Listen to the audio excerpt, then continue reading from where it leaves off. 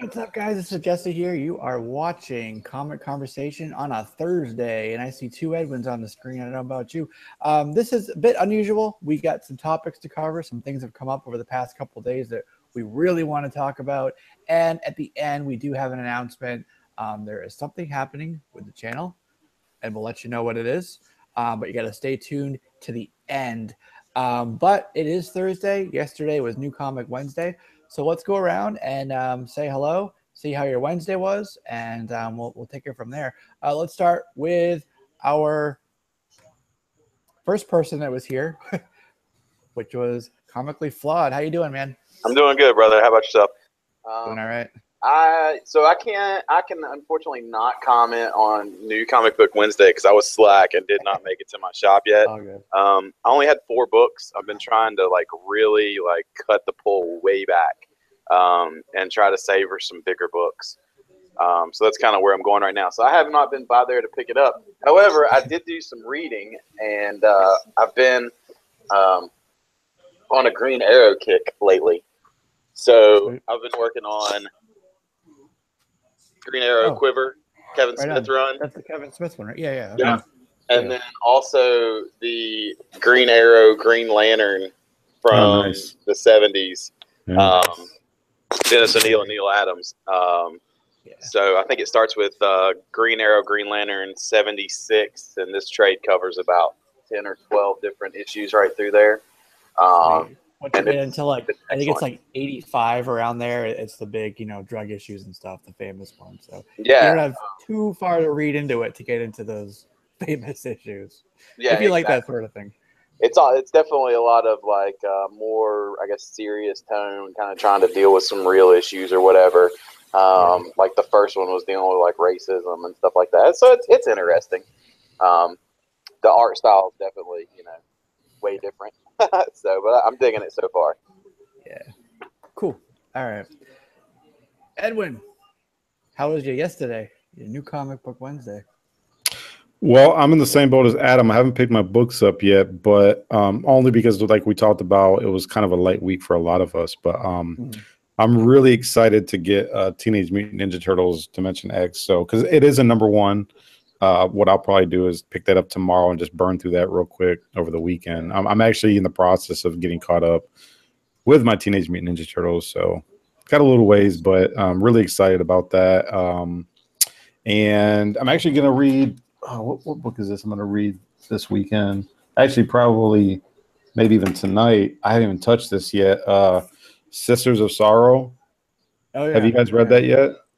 I haven't, but I picked up the cover because I liked it. It gave me a, Robert Rodriguez sort of. Yeah, that's a really cool cover. So I definitely want to see, what that's all about. But that's about it, man. Yeah. Cool. All right. Okay, so that Sisters of Sorrow has nothing to do with Swords of Sorrow. Because in my mind, I thought it was when I just heard the name, I thought it was like a sequel to that thing they did. But okay, never mind. It's probably not. I don't know, dude. I just saw nuns holding. It didn't look like it would be. Machine guns. So yeah. The first one had swords and scantily clad ladies. So that's the complete opposite. Isn't that the second book with nuns? Wasn't there another book with nuns that's Frank Cho's doing the art? Wasn't that like Ninja? Oh, I know what you're talking about. Yeah. No. Anybody? Yeah, I know what you're talking about. Okay. They're on the beach, right? Yeah. Yeah. Yeah. All right, cool. All right, Justin, how was your yesterday? Your New Comic Wednesday? It was strange. I actually got my haul video up early, so I explain why it's strange in that. But a decent amount of books. It was lighter than normal, like everybody was saying.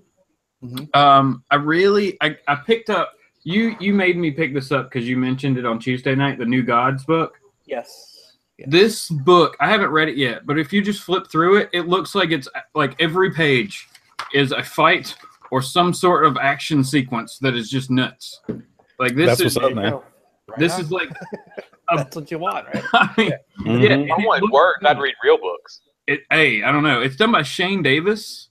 He's the artist who also did this cover for Deathstroke. Which, I don't know, man. He's a strong artist, man. I'm really enjoying what he's doing. So, at least visually, he's doing a good job. I wonder if he was part of the art program that DC was doing. He may have been. If so, they lucked out by getting him. Yeah. And then I went ahead and read Batman 28. I won't spoil it, but that is a solid story.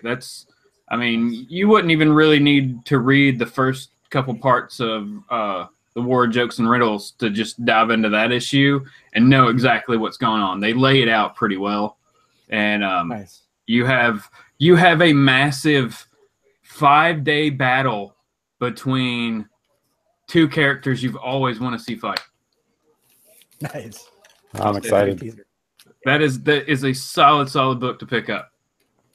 Sweet. My LCS says Batman is their top book that they sell. Dude, it's always up there. Yeah. Mm-hmm. It was so good that the art change didn't even bother me. That I didn't really completely realize until after I'd read the book. Because David Finch is normally on Batman. Right. Yeah. So I could be wrong about this too. I think the one interesting thing about Batman is like, you know, Spider-Man has several different books. Like you got, I mean, I know they're not exactly the same, but you got Renew Your Vows, and you've got the regular Spider-Man book, and you got Amazing Spider-Man and Spider-Man. It kind of seems like it cannibalizes itself, where it seems like no matter how many titles they put Batman in with All-Star or Detective or whatever, it never doesn't seem to actually cannibalize the primary Batman title. Yeah. No, yeah. Yeah, absolutely. Yeah. No, it's like everything is centered around Batman and Detective, you know? So all the other stories have to fit in around those two, you know? Yeah, they're driving you know, especially with DC, they're driving the overall story right now. Yeah. I mean, it's pretty much, he's the one that found the button, you know what I mean? So right. Also, I will say, since this is like a flashback storyline, the War of Jokes and Riddles it's a flashback story. Batman is in an older costume that should be his current costume. Gotcha, that's all. Yeah. That is that costume is so much better than the yellow outline thing, you know? Is he meta? No, he's not meta. He's pre-meta.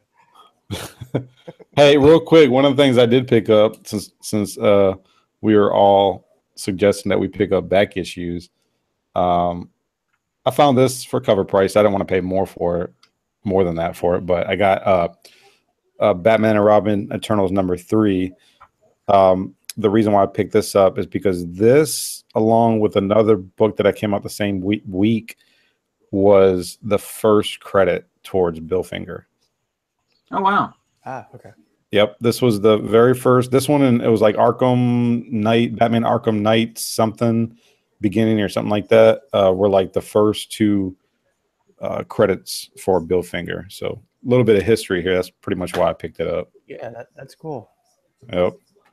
That's good to know. I remember we had a big long talk about that. Remember Mm-hmm. Bill Finger with the documentary and stuff. That if you guys haven't seen it, if you're watching this in the chat or later, and you haven't seen, what was it called? Batman and Bill, or something like that. Yep. Yeah. If you have not seen that documentary, you have to see it. It is a must watch. Yep. And you'll It's know emotional. why, yeah. It's really good. It was well done. So I didn't get my pull list yet, so I can't really add a whole lot there. I do have some books I'm looking forward to, Batman 28 being one of them. That is on my pull. It's been on my pull since the first issue. But I did read Robotech #1. I did like it. It was a good setup. There's some aliens that, there was a big energy blast, right? There was some aliens that kind of landed in the ocean. You got a new introduction to Rick Hunter, the whole the ship in the middle of Macross and everything. It was a good first issue. I liked it. To the world and to the characters again, and a setup for an action-packed story arc. So I thought they did a really excellent job with the setup for first issue. A lot of times in the first issue, it is just the setup and not so much getting into the story arc yet, right? It's a little bit lacking in the action, but this was a good balance of both. So I did like it. It was a good start to the story. And being a Robotech fan, being a little bit biased there, Yeah. But I did like it. Artwork was pretty good as well. You know, it wasn't like it didn't like blow me away, but you know, it was pretty good. And the other book that I read was Generations, The Strongest, The Hulk with book. Cho. Yep, with Banner and Cho. And I gotta say, for that book, I was underwhelmed. If this is This is my shocked face. Yeah, exactly. If this is supposed to be the start of their new sort of launch and everything into Legacy and kind of kicking the tires over and, you know, getting things going freshly, it wasn't living up to that expectation. Let's just, you know, the whole, you know, I'll talk about a little bit. I don't want to give away the whole story, but you know, you get to see Bruce again. You know, suddenly there's Cho, like thrust into Death Valley, in the middle of this war with Ross, Thunderbolt Ross, and he's like got all his tanks there, and he's fighting Banner, and you don't know why.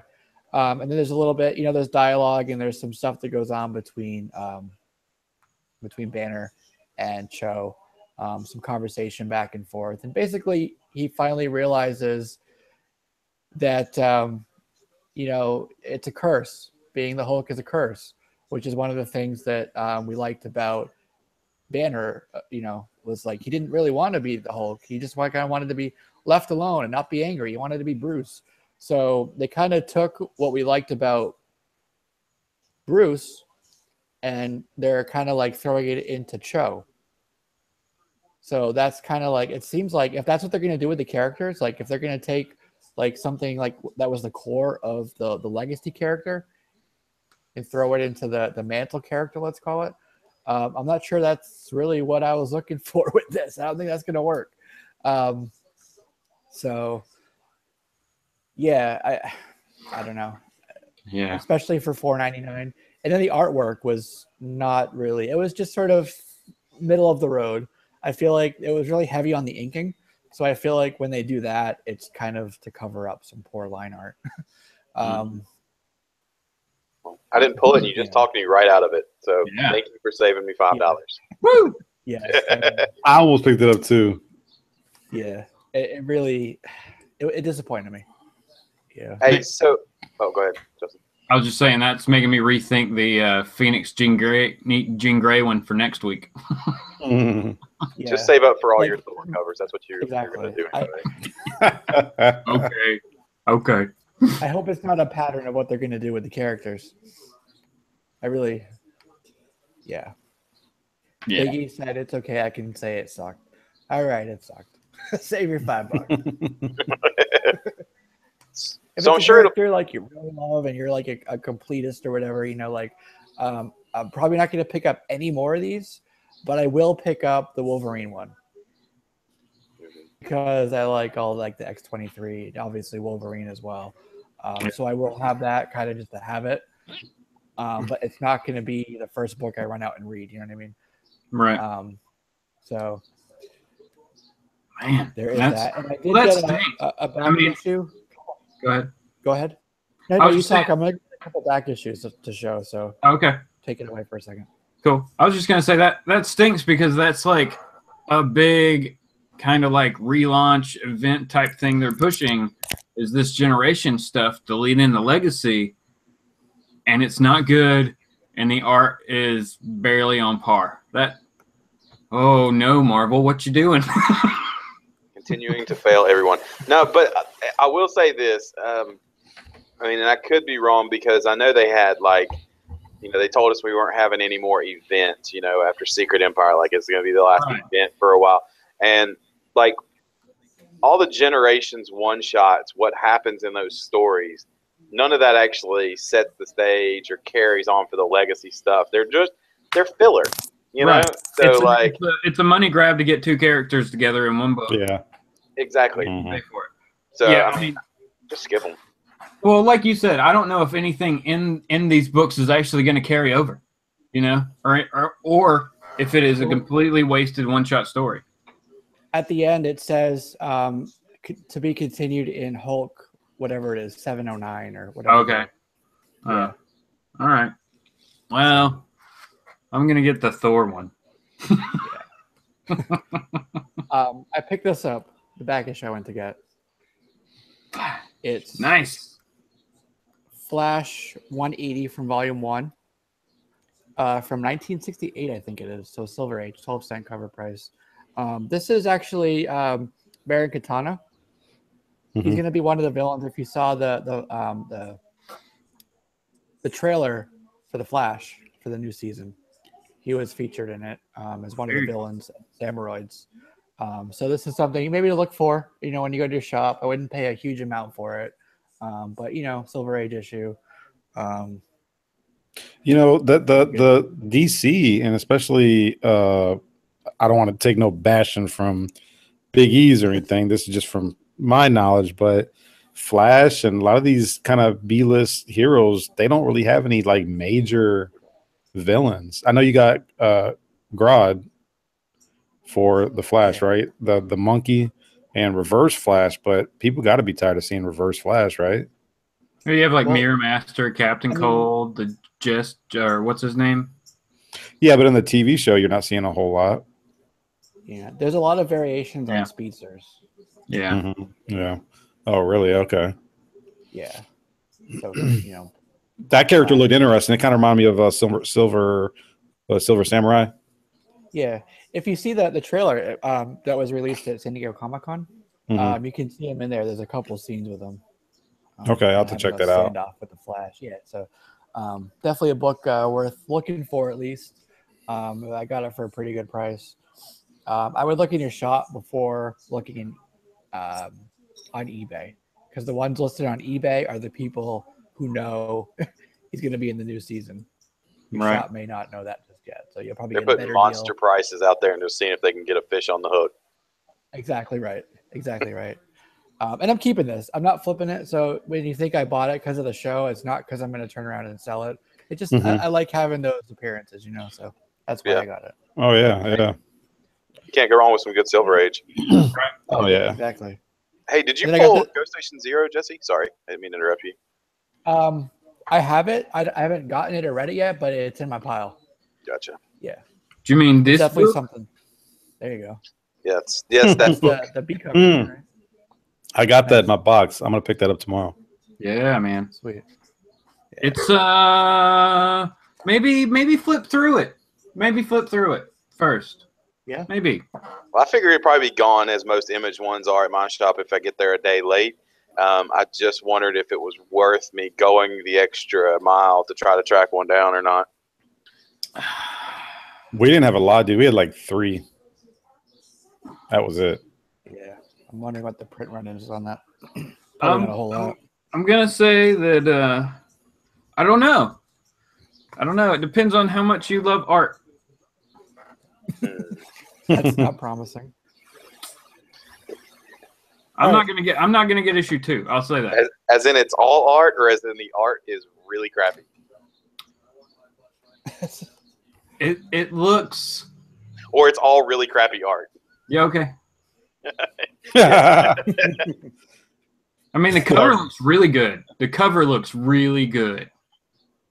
As covers should look. That's about it. Like it's a Mar-Vell book. Great cover. And yeah, I know, right? Yeah. Big E's might get happy. Let's not bash Mar-Vell too much. Like I said, I would flip through that book before you purchase it. Okay, fair enough.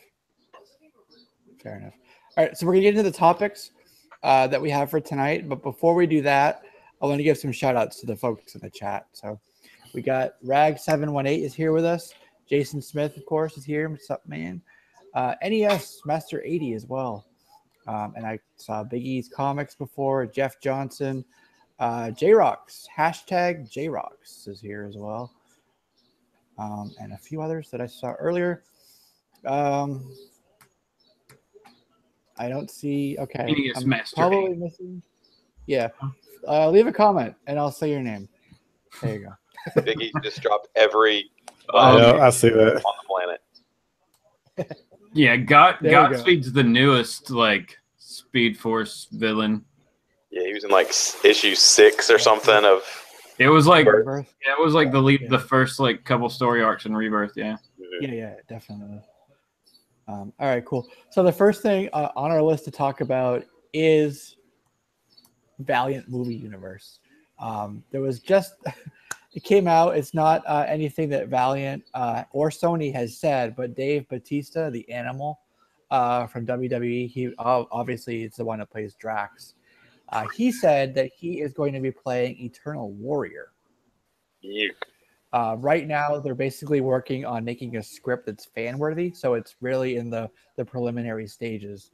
But he will be Eternal Warrior, and if you kind of know the Valiant universe, Eternal Warrior is Armstrong, one of Armstrong's brothers from Archer and Armstrong. Yep. The three brothers. That movie, exactly. That movie is also in development. It's going to be a Ruben Fleischer movie. So we've been talking about kind of the pieces here and there in the shows. Harbinger is going to be the first movie. That kind of, I think we mentioned that back in April. It's a Justin Tipping script for that. Then the second movie, we talked about it last week, is going to be Bloodshot, which potentially will have Jared Leto as Bloodshot, right? Then somewhere in the middle, you're going to have Archer and Armstrong, which will presumably tie into the Batista movie, and Shadow Man as well. That's going to be Wow.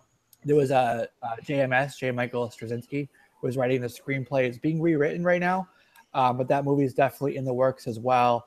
And kind of following the Mar-Vell format, where they give you the individual movies that culminates in the ensemble movie. All of these are going to culminate in a Harbinger Wars movie. So let's start with the Dave Bautista news. What do you think about him playing Eternal Warrior, or just kind of jumping around in the superhero genre?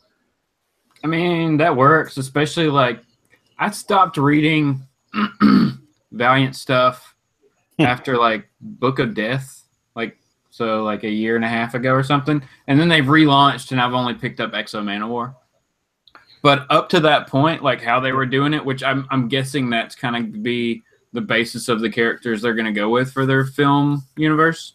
I don't know. I think Batista would do a good job. Watching the game, by the way. If anybody wants updates, I think I don't want to give too much on the camera. I'm not super like he's not a big wordy character. He doesn't have like long dialogue or anything, so it should work.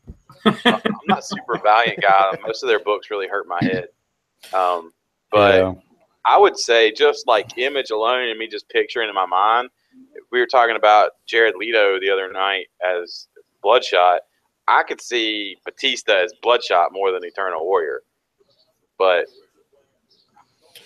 I don't think do you guys know any Valiant fans? Like I can't name one that I know of in the comic book community, except for Black Hole. Maybe one. Ant's all over Facebook posting up. Okay. Superman. I mean, I don't know. I mean, the fan base for it maybe isn't huge, but the people who do like it absolutely love it. They're rabid, super loyal fans. If you go, there's a forum actually for Valiant where Dinesh and a bunch of other people actually participate. The fans there are super diehard fans. So. I mean, they're really good.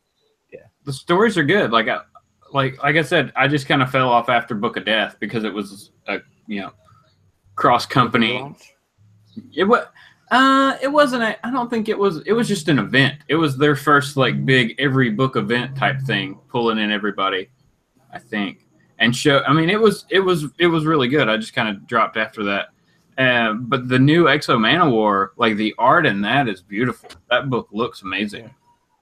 Nice. See, I hadn't read it much since I was a kid, and then when I was just getting back into it, like I saw a book that caught my eye, and I got Divinity, and which has like I guess a lot of the main characters in it. Yeah, I thought my head was gonna explode. I had no idea what was going on. I was like, all right, either I picked the wrong book to jump back in on, or something, because this ain't working. Yeah. No, Exo Manowar is a good place to start. That or Ninjak.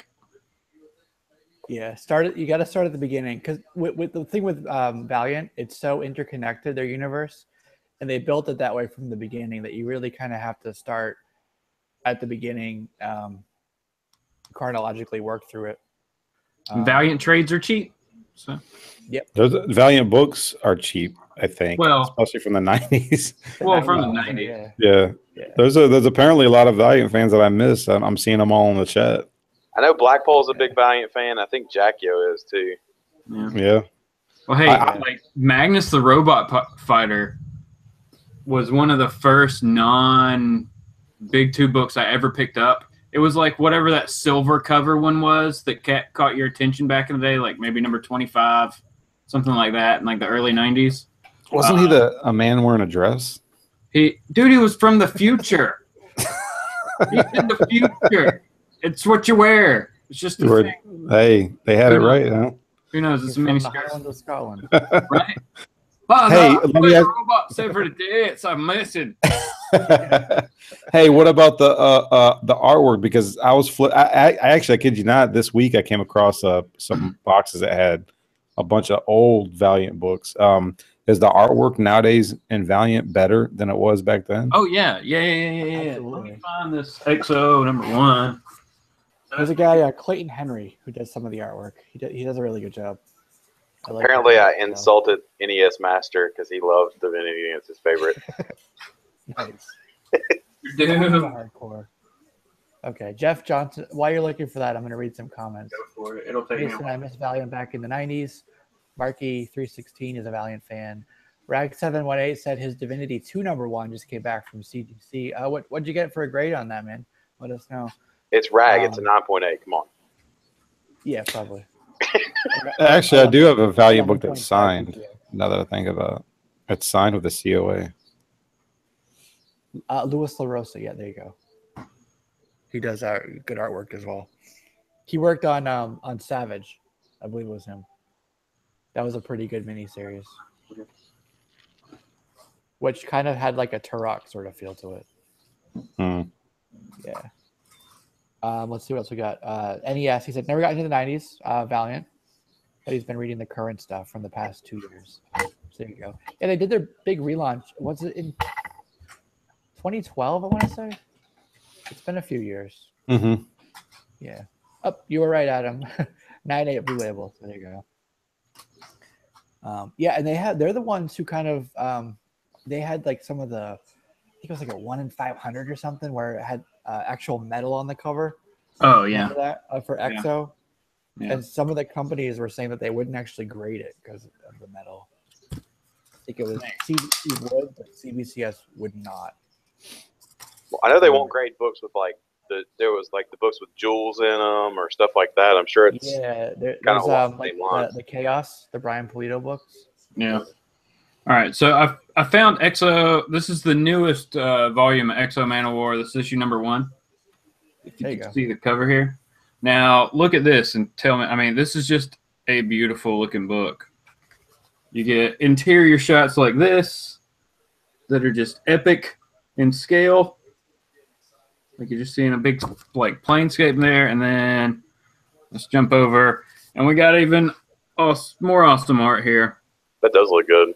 I mean, it is a solid looking book, and they do a good job with their story too. So yeah, it does look better than what I remember. It looks. Name 5 Marvel books that look better than this. Good point. Can't name one Marvel book. Yep. Yeah. I mean, Valiant is definitely a good company to look at. Like if a lot of people are kind of dropping Marvel books right now, like quality's kind of dropped, or you're just not happy with where those stories are going. Like, look at Valiant, man.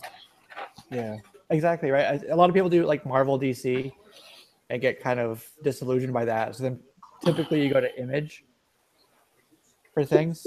Mm-hmm. But then the next company to look at would absolutely be Valiant. Yeah. Right. If you're starting to get into the indie stuff, it's easy to do Image because there's a lot of those. In fact, I would probably call it the big 3 by now. So outside of the big 3, you're gonna look at Valiant first.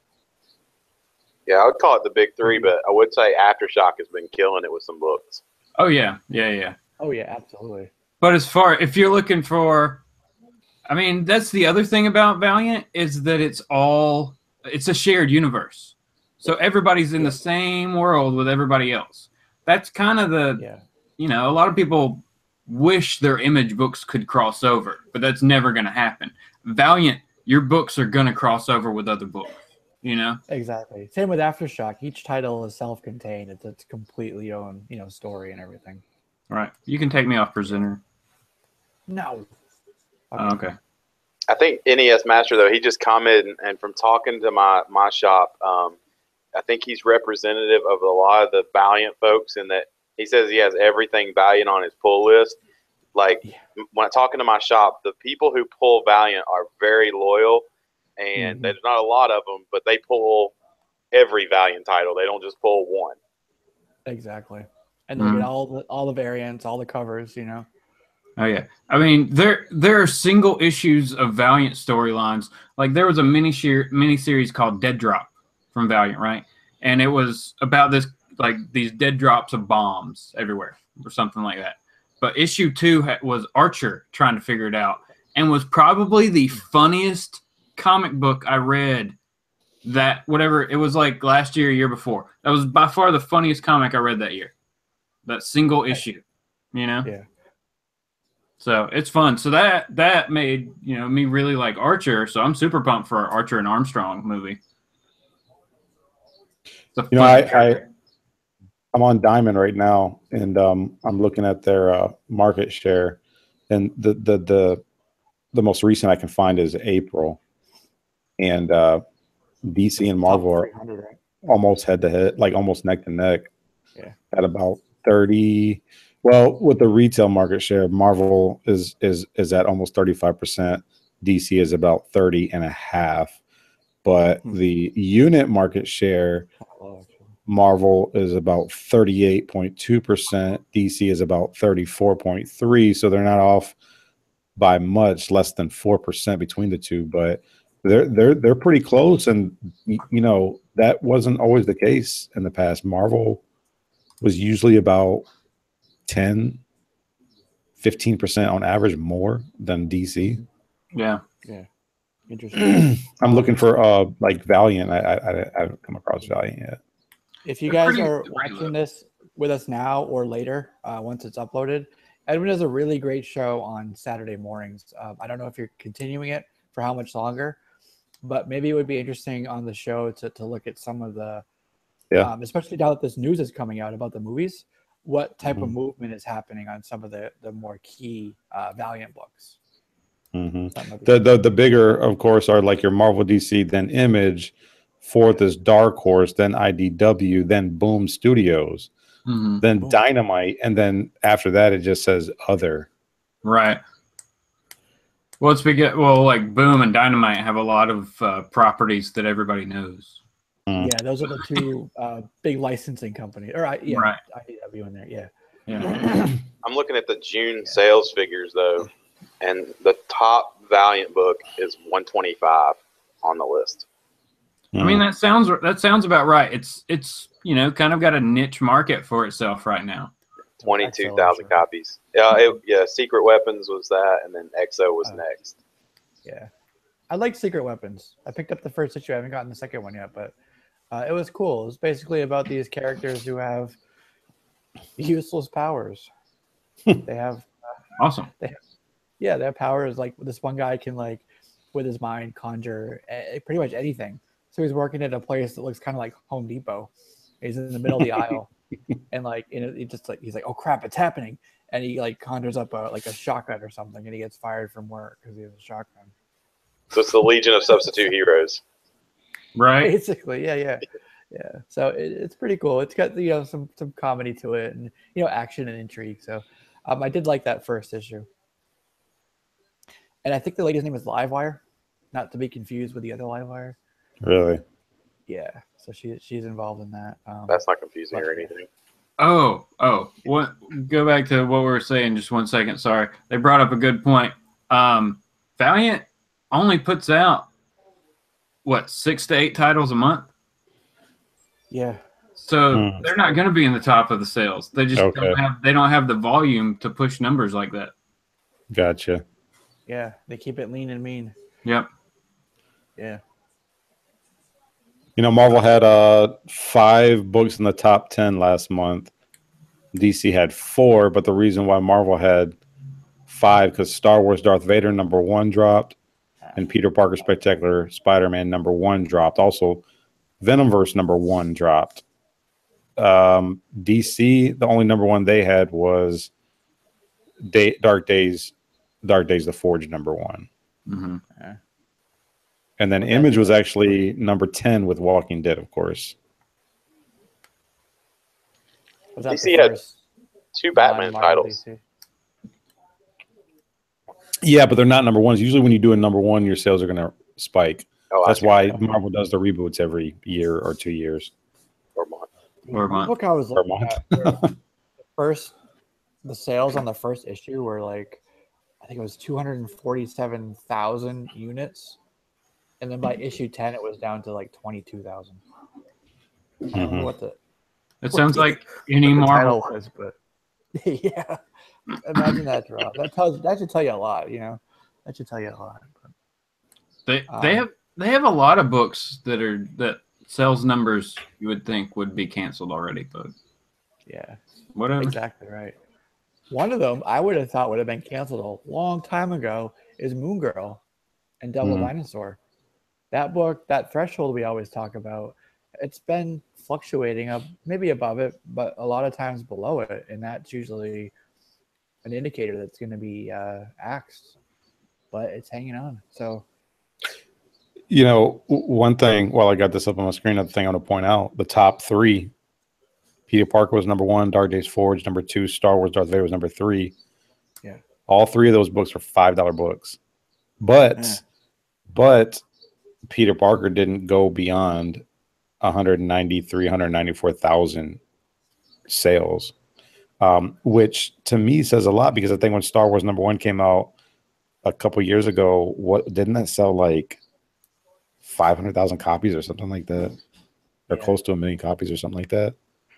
But it also had 70 or 80 like store exclusives to boost it up. Yeah. No, but my point is that with this price hike, it seems to be like they're selling less. I think they're going to realize quickly that the market cannot bear a $5 price. They're going to have to back down, especially when your competitors are doing $3 books. Well, yeah, they're not going to be able to push $5 books and keep as many titles as they have. Mm-hmm. We'll be seeing them slim down to about 30 titles. Mm-hmm. That's like half their current offering. Right? I know. Yeah. Well, yeah. I mean, looking through the previews catalog for like all the books that were listed. Oh gosh, it was like the Generations reading list or something like that. Mm-hmm. It was like $350 if you were going to pull all those books. Yep. Ridiculous. Highway robbery. Yeah. And you know, hey, you know what? I was watching the NY Warriors, and they were talking about this, which I thought was pretty interesting. They were trying to figure out what book was going to hit 1,000 first. Was it Action Comics or Detective? I didn't know this, but I think Detective came out like a few months before Action Comics. Action Comics #1 is the first appearance of Superman, which came out before Batman, but Detective was already 26 issues in before Batman even came out. So you're talking 2 years longer before Batman came out. Yeah, so Detective is going to be approaching 960 this month. Yeah, but Action's Action's way above that. Action's at 980 like 981 or 82. Yeah, Action's almost done. Or almost to a No, but my point is they were trying to figure out who started first, and I think that they came to the conclusion that Action started first, and really Detective started first. Detective was in March of 37. Action started in like June of 38. Yeah, we were probably confusing first appearance of the characters. Yes. With the first issue of the title, right? Yes. Yeah. So I guess Detective just like had a longer break or something, or they put it on the shelf at some point. Yeah, Well, probably. Tech was just doing kind of like you know, detective mysteries. It was Detective Comics. So No. I understand that, but I'm saying number-wise. If it came out first, but it's not going to get there first, it had to have been taken out of circulation, or there's had to been a lot of, at least like a year or two's worth of double issues from Action to get the number difference. Yeah. That's true. And it's nearly 20 issues, right? Right. So nearly 2 years. Yeah. Somewhere in there, there's a gap. Just somewhere back in the history was Action like bi-weekly or something where it passed it. Yeah. Who knows? Yeah, I'm sure Action's they- on 982, and Detective's last one was 959. So you're talking 23 issue difference. 23 issue difference. Nearly 2 years. Oh, think I of, wonder what the well, gap was. was there an Action Comics in the New 52? There was, but that started with number 1, right?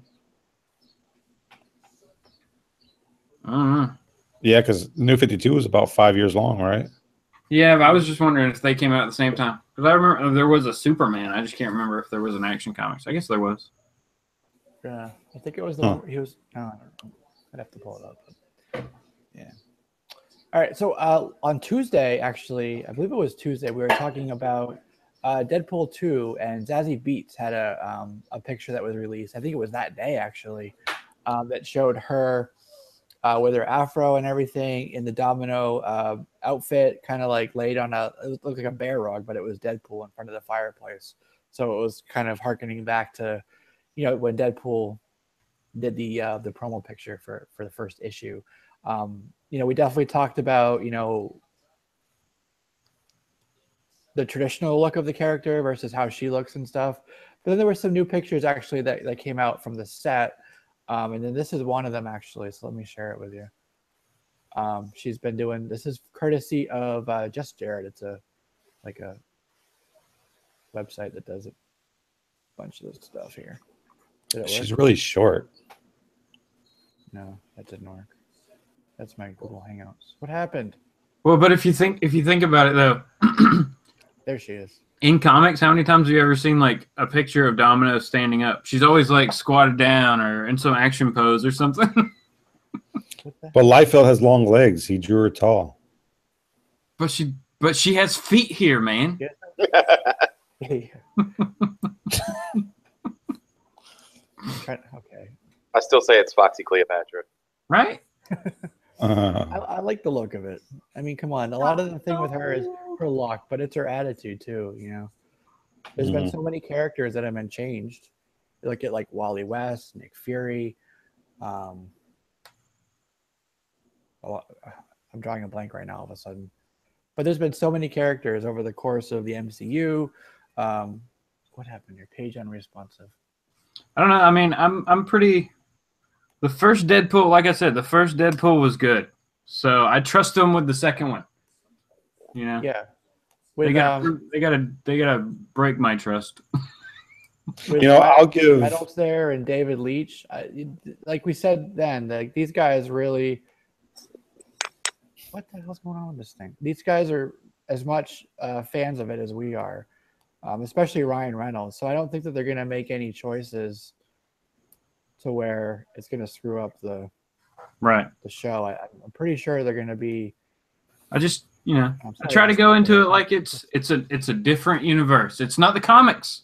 This isn't comics.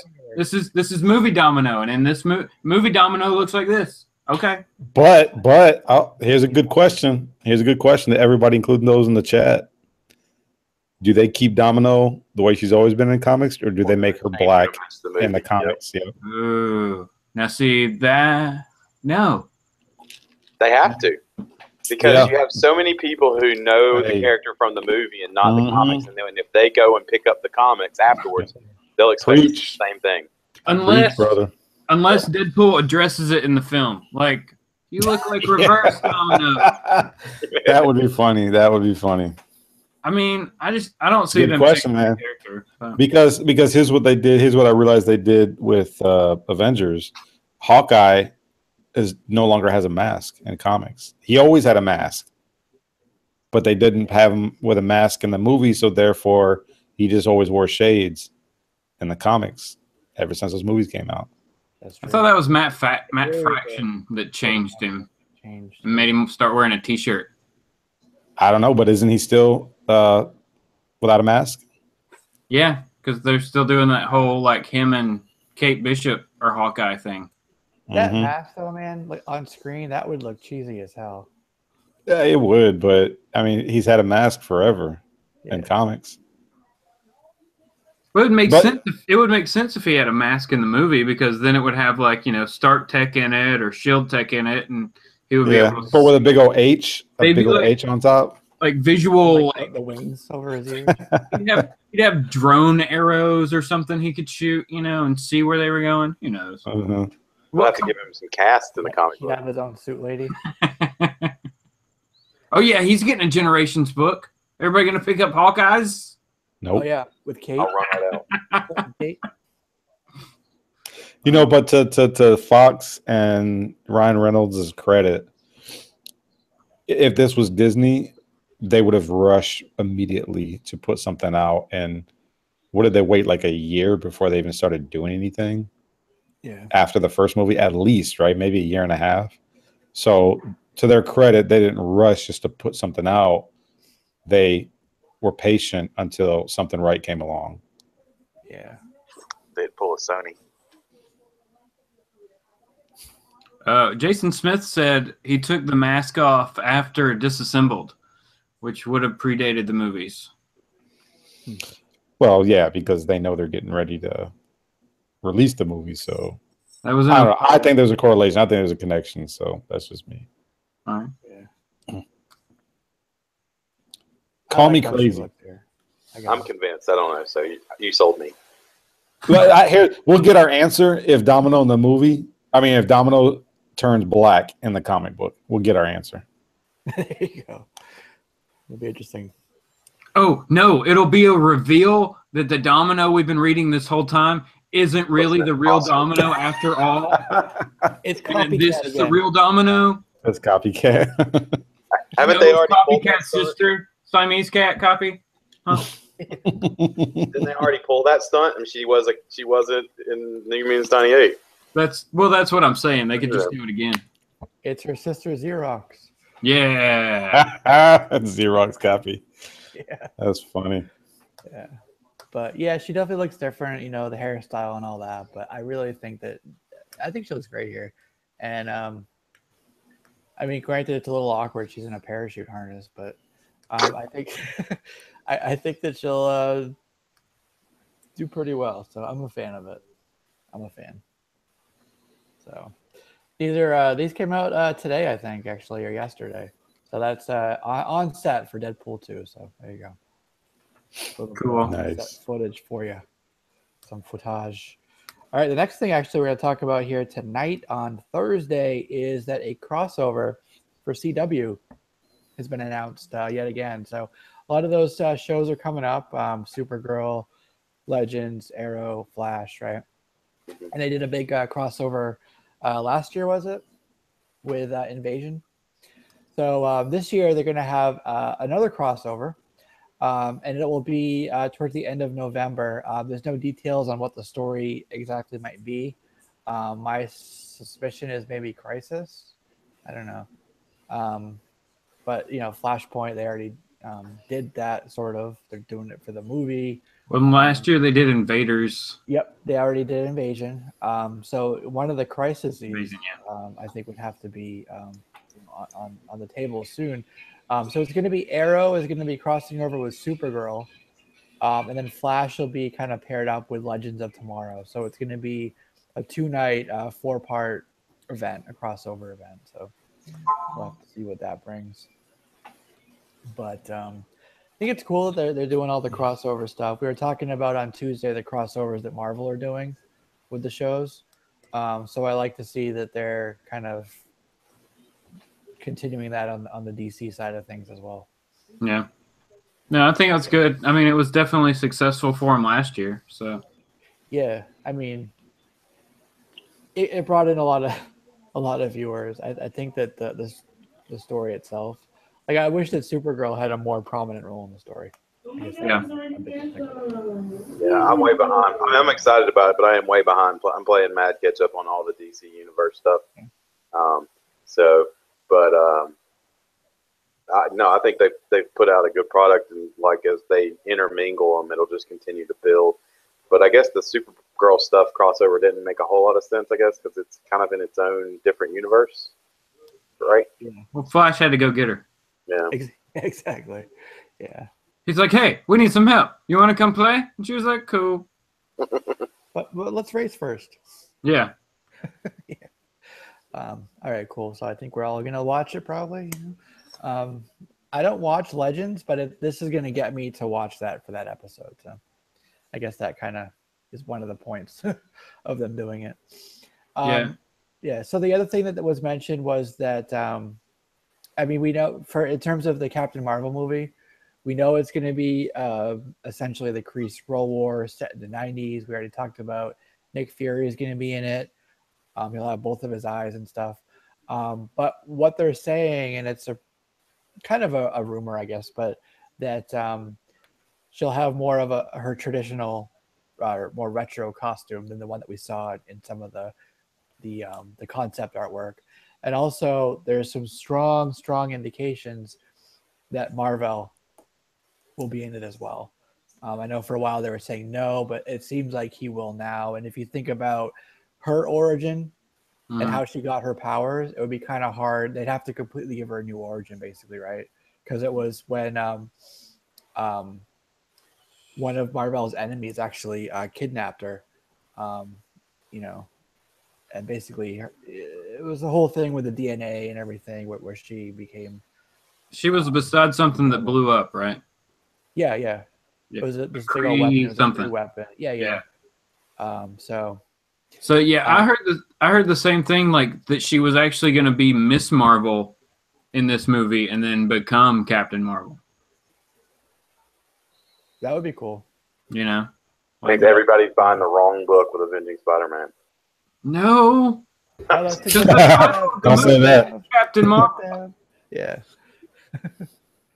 But I'm looking forward to that movie for sure. I don't know if we mentioned it, but there was some people saying that way back to Iron Man #1 back in 2008, that ending scene where we first saw Nick Fury, right, when he was in Tony's house, and he goes, "You think you're alone? You're entering a world bigger than you know." When he said "you think you're alone," he was actually referring to Captain Marvel. That would make sense. Yeah. So it kind of goes all the way back to, because obviously she would have been in the world prior to that, but I guess it was more kind of classified SHIELD information. Or else Tony would have known about it, right? It would have been all over the news. Well, and then that, of course, that's going to beg the question of where's she been this whole time that Avengers has been going on? Is she somewhere out in space? Is she on ice? Like, what's up? So we'll need that question answered. Yes, absolutely. Especially if she's going to be in Infinity War. Yeah. We need that answer beforehand. All right. So the next thing, I guess we can move on. Kind of cruising through these right now. Basically, we've talked about the Spawn movie, right? He's looking at it's going to be a hard R horror movie, and it's not going to be centered on Spawn necessarily. He's going to be, and I'm kind of using a paraphrase quote here, but just kind of like moving in the shadows in the background. It's going to be more focused on Sam and Twitch. So that's kind of the backstory there. McFarlane came out in the past couple of days and actually said that he wants Leonardo DiCaprio to be Twitch. So he's trying to get him to do it. The big thing there is obviously his name is a big draw, big money.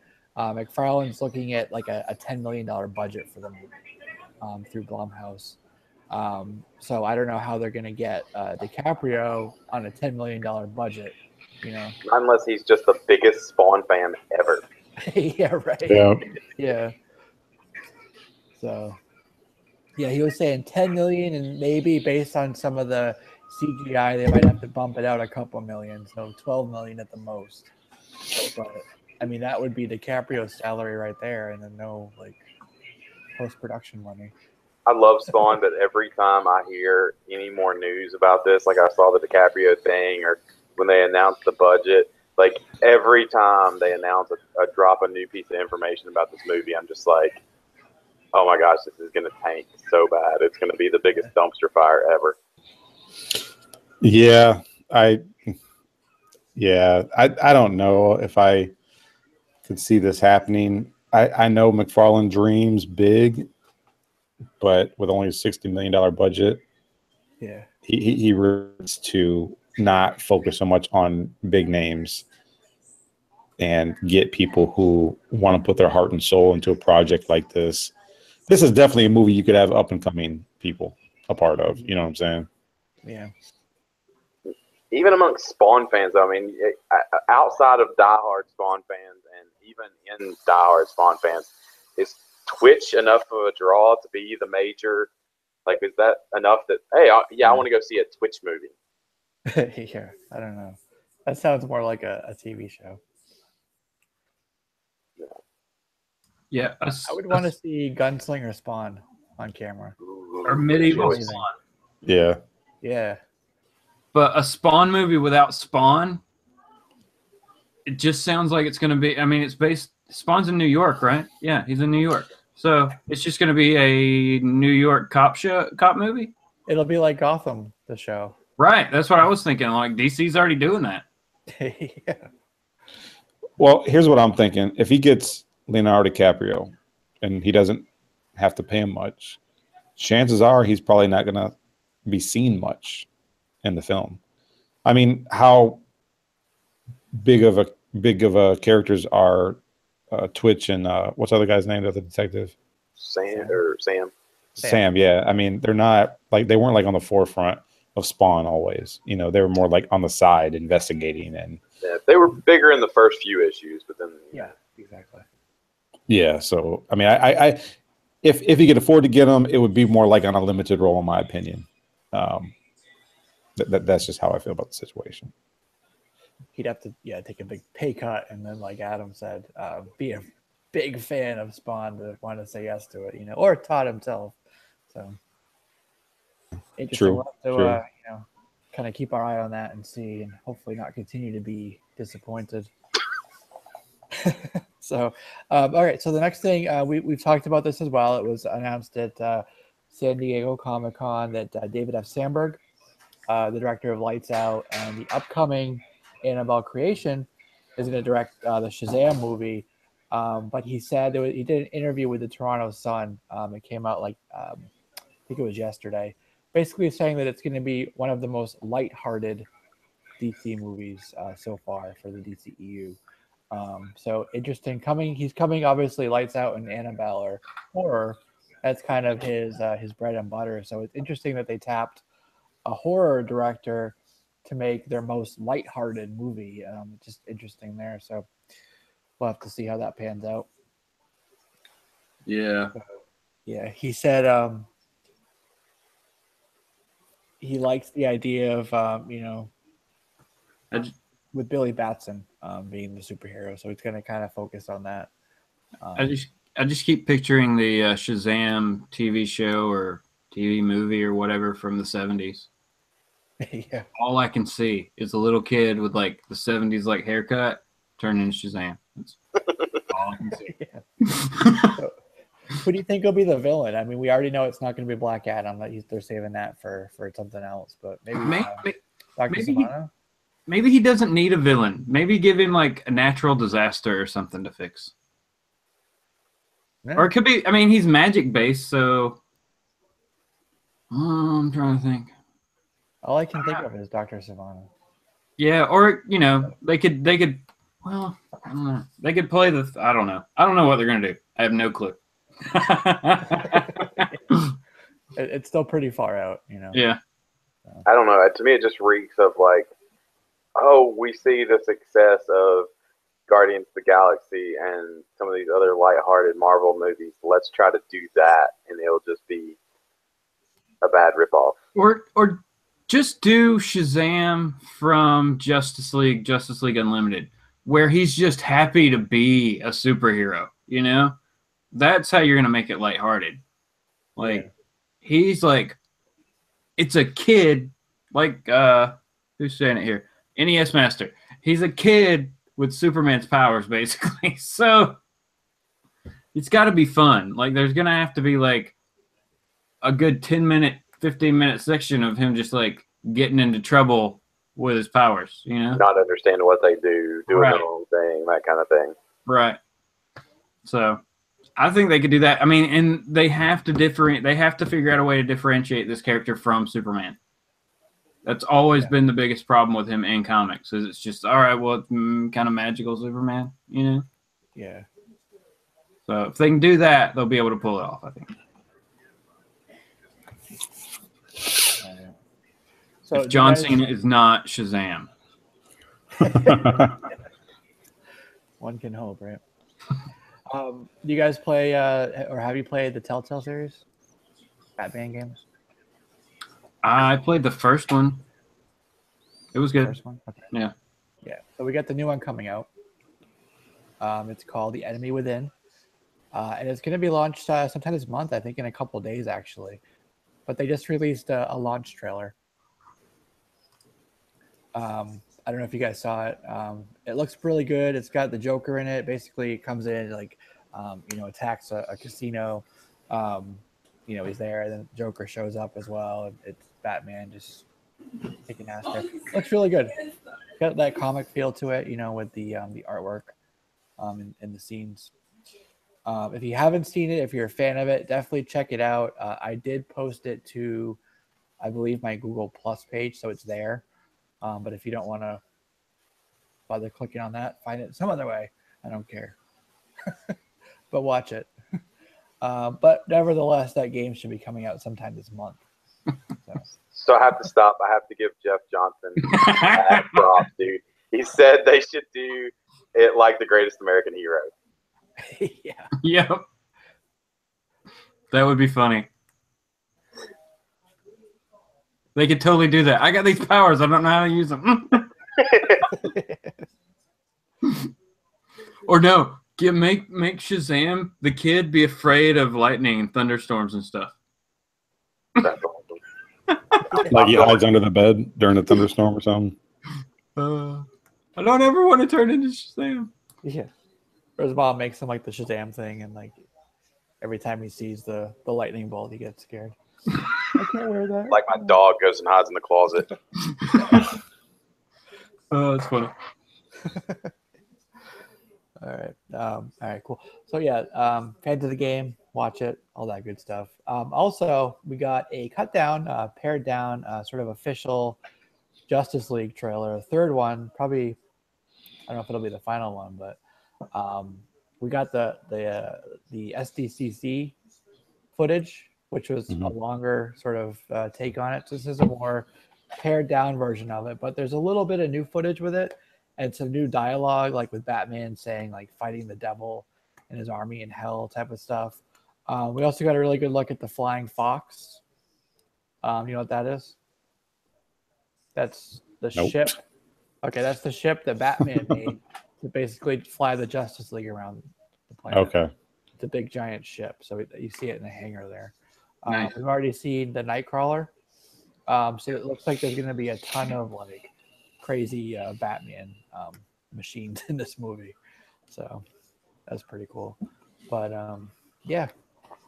Don't they typically have 3 or 4 trailers before the movie actually is released? Yeah. The reason why I asked is because you still got, you got 4 months left, man. Well, plus with like we were saying earlier, with all the reshoots they're doing for it, we might closer to the movie we might get a completely different. A completely different trailer. Well, that's what I'm wondering. Are they going to put out something fresh, something new, closer to November? So. I mean, they got. Is it November that it comes out? It's got to build up to it, you know. Yep. Yeah. I mean, I know we all have a short attention span these days, but it just seems like with all the trailers and so much footage before a movie comes out and trailers, coming out a year before the movie comes out, man, like I'm gonna have fatigue on that movie before it even gets here. Yeah. Yeah. Exactly. I'm sure we'll get at least one more. I'm thinking we're going to get a lot of trailers and news drops when New York Comic-Con rolls around. Oh, yeah. I think that's going to be the next big news-heavy week. Yeah, I hear some people say it's even bigger than San Diego. Yeah. Right. Plus, go ahead. I was just saying, plus we've also got football right around the corner, like we've been watching. So that first weekend, week one, we'll probably get some trailer drops then too. Oh, you'll get the like Monday night games sponsored by the Justice League or whatever. Right. Where they have the cut scenes like at every commercial break. Thor Ragnarok brings on the Giants versus the Jets. Yeah. All right, cool. All right, so the next thing is, I think we went through all our topics for tonight. So we can talk about the news we got, the updates. For shizzle. Yeah. Dun, dun, dun. So first thing is we have Comically Flawed here on the panel with us. He's welcome to be with us every week. I would designate him as a pinch hitter as well. If he can't make every week, definitely the weeks where maybe Chris can't show up here. So yeah, definitely appreciate the invite for sure. Yeah, 100%. You've been what do they call it? A moderator in the chat for us for quite some time. So I thought you were going to say stalker. No, you got your blue wrench in there. So. I still have yet to see him kick somebody off. So everybody's pretty civil in there, I don't. I know. Just do it for the heck of it, right? Right, yeah. Just boo people, just to be an a-hole.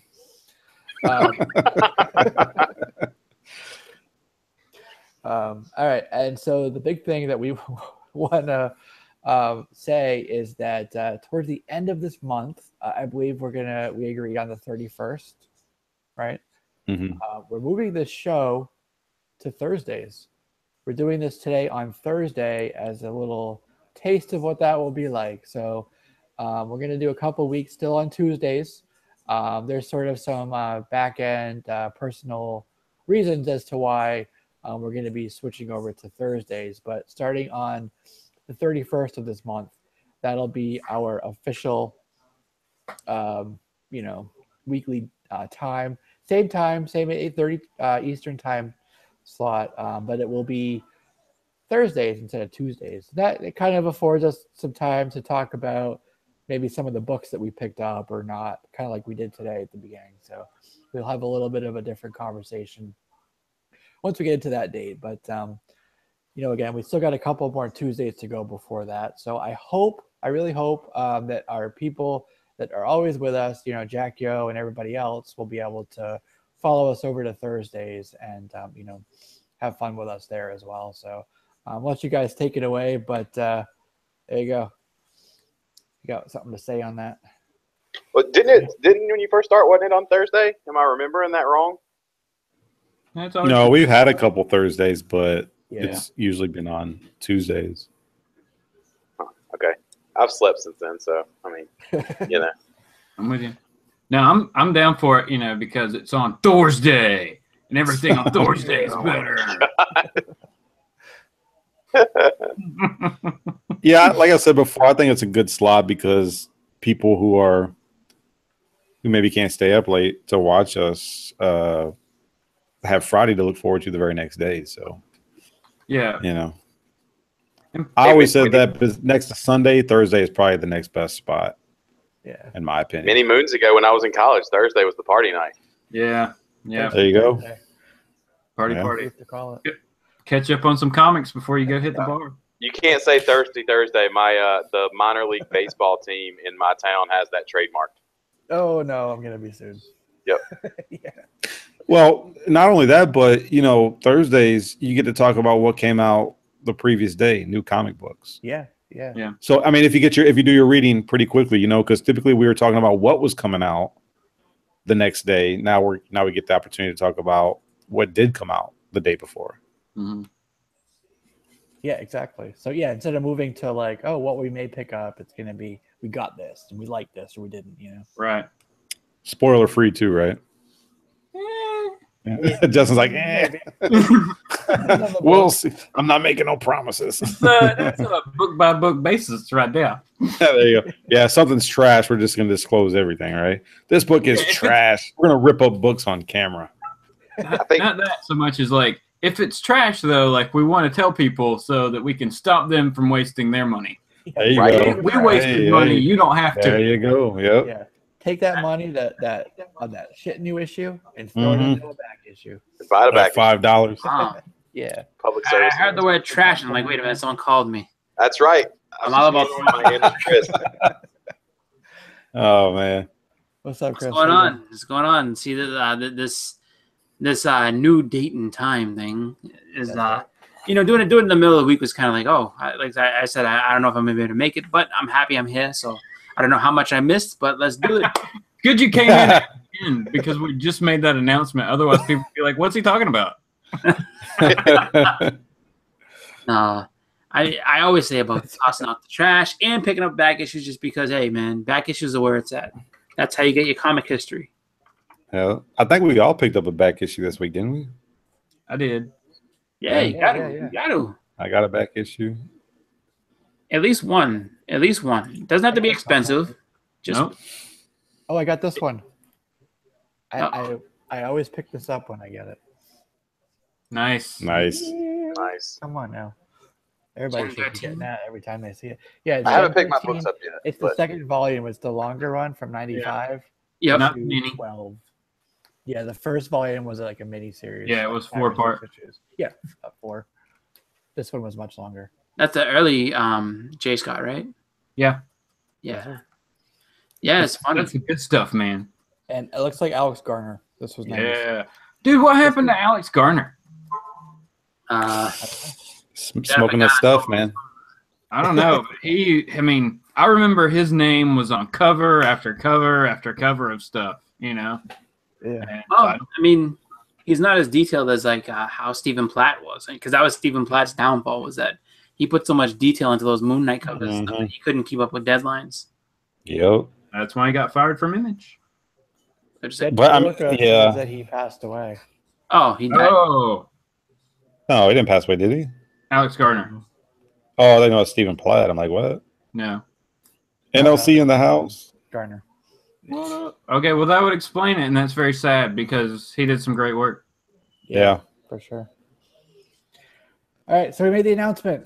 Thursday night, starting on August 31st. It'll be the same time, 8:30 p.m. Eastern time. Oh, he was joking. So with that being said, we went through our news, Chris. We did talk about the Valiant news. We talked about, we showed some Domino pictures. Yeah.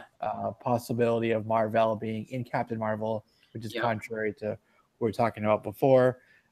We talked about McFarlane wanting Leonardo DiCaprio to play Twitch in the Spawn movie. On his micro budget, right? Yeah, I was about to say, how you plan on pulling that out? Exactly. Now that he's got his award. Exactly. The Shazam movie, wanting to be like one of the more lighthearted movies of the DC universe, and that's coming from a guy, the director, who is very horror movie oriented. And also, there's a new trailer for Justice League, which is pretty much mostly all new footage, just a couple tiny little new things in there. It's basically pared down with a couple little new things in it that we didn't see even with the SDCC stuff. So that's basically the show. We'll have it for you on Tuesday. So then, just curiosity. So then, next Tuesday, is that regular schedule? Nope. Or we kind of yeah. The 31st. The 31st will be our first Thursday. Right. So then, so is that start? Are we still season 2, or are we starting season 3? This ongoing, man. This like Action Comics right here. This ongoing. Never ending story. Legacy numbering, man. No legacy numbering. No, we're doing them every week, so we can speed up and catch up with Action Comics. Right, we gotta get the race to 1,000. That's right. We that already only take what 20 years, something like that. We can do it. That's all. Was it episode 53? So we're off to a good start. Let's do it. If we add in every appearance of every panelist here, we're probably in like a few hundred. Oh yeah. Yeah. I mean, all of our channels plus whatever other live shows we've been on, plus you know, everyone's live auctions, plus I mean, it's like the dude. It's like the I've got 280 videos up. Yeah, I don't know how many, over 100. I don't think I've even cracked 200 yet. I might be wrong, but I couldn't believe I was like, dang, I got that many videos. God.